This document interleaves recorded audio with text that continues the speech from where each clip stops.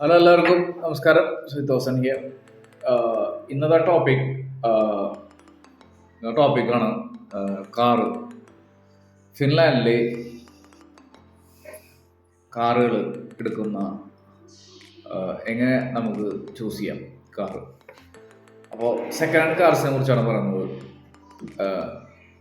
അപ്പോൾ ഇവിടെ എക്സ്പെൻസീവ് കൺട്രിയാണ്. ഞാൻ പറയാം, എക്സ്പെൻസീവ് കൺട്രിയാണത്. എല്ലാത്തിനും നല്ല എക്സ്പെൻസീവ് ആണ്. എല്ലാ സാധനങ്ങൾക്കും പാർട്സ്, അങ്ങനെ വണ്ടിയുടെ എല്ലാതും, സർവീസ് കോസ്റ്റ് എല്ലാതും നല്ല പൈസയാണ്. അപ്പോൾ ഞങ്ങളൊക്കെ ചൂസ് ചെയ്യണത് തൊട്ട് നല്ല ഫ്രണ്ട്സൊക്കെ, ഫിൻലാൻഡ് വല്ല ഫ്രണ്ട്സൊക്കെ ഉണ്ടെങ്കിൽ അവരൊക്കെയാണ് ചൂസ് ചെയ്യുക. അപ്പോൾ വർഷാപ്പിൽ കൊണ്ടു കൊടുത്താൽ നല്ല പൈസയാവും. അപ്പോൾ കാറുകൾ എടുക്കുമ്പോൾ പ്രത്യേകം ശ്രദ്ധിക്കുക. ചിലവ് കുറച്ച് ഉള്ള കാറുകൾ കിട്ടും. അതും വലിയ ഇതുള്ള കാറുകൾ, അതായത് ബെൻസ്, BMW അങ്ങനെയുള്ള കാറുകൾ കിട്ടും. അപ്പോൾ വോൾവോ, അപ്പോൾ ഇതൊക്കെ നല്ല ബ്രാൻഡഡ് വലിയ കമ്പനികളാണ്. നമുക്ക് ഇഷ്ടപ്പെടും. വന്നു കഴിഞ്ഞാൽ ചീപ്പ് റേറ്റിന് കിട്ടും ചെയ്യും. അതായത് 5 ലക്ഷം രൂപയ്ക്ക് നല്ല സൂപ്പർ കാറുകൾ കിട്ടും. BMW, നമ്മുടെ നാട്ടിൽ 5 ലക്ഷം രൂപയ്ക്ക് BMW, ബെൻസ് അങ്ങനെയുള്ള കാറുകൾ കൂടെ കിട്ടും. ഇതിൻ്റെ മെയിൻ പ്രശ്നം വെച്ചിട്ടുണ്ടെങ്കിൽ സർവീസ്. അപ്പോൾ സാധാരണക്കാർക്ക് എടുക്കാൻ പറ്റിയ വണ്ടികളല്ല അത്. ഇവിടെ വന്നിട്ടുള്ള സാധാരണക്കാരുടെ കാര്യമാണ് ഞാൻ പറയുന്നത്. അതായത് കുറേ സാലറിയും കുറേ നല്ല ബിഗ് സാലറിയും ഇവിടെ ഡോക്ടർമാരൊക്കെ ഉണ്ട്. അതുപോലെ IT മാനേജ്മെൻറ്റിൽ ഇരിക്കുന്ന ആളുകളുണ്ട്. അവരുടെ കാര്യമല്ല ഞാൻ പറയുന്നത്, സാധാരണക്കാരുടെ കാര്യമാണ് പറയുന്നത്. അപ്പോൾ ഇവിടെ വണ്ടിയില്ലാതെ ജീവിക്കാൻ പറ്റില്ല, അത് വേറെ കാര്യം. ഒരു പ്ലേസിലോട്ട് പോകണമെങ്കിൽ ചില സ്ഥലത്തൊന്നും ട്രാൻസ്പോർട്ടില്ല. ചില ചെറിയ ഏരിയകൾക്കൊക്കെ ട്രാൻസ്പോർട്ടില്ലാത്തൊരു സ്ഥലമാണത്. ബാക്കിയുള്ള സ്ഥലങ്ങളിലൊക്കെ ട്രാൻസ്പോർട്ടുണ്ട്, പബ്ലിക് ട്രാൻസ്പോർട്ടുണ്ട്. അതിനെപ്പോഴും നമുക്ക് ആശ്രയിക്കാൻ പറ്റില്ല. അപ്പോൾ ഇതൊരു വലിയൊരു ഇമ്പോർട്ടൻ്റ് ഘടകമാണ് കാറ് ഇവിടെ.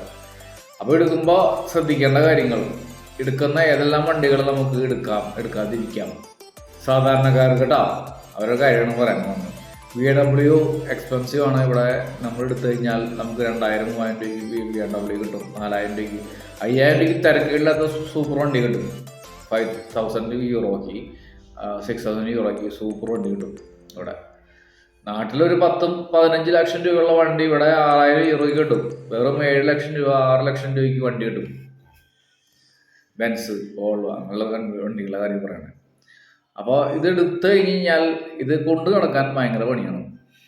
ഇതിൻ്റെ മെയിൻ്റനൻസ് എന്തെങ്കിലും ഒരു ദിവസം എന്തെങ്കിലും പറ്റിക്കഴിഞ്ഞാൽ നിങ്ങൾ ആ പൈസ തന്നെ ചിലവാക്കേണ്ട ഗതികേടാണ് അവിടെ ഉള്ളത്.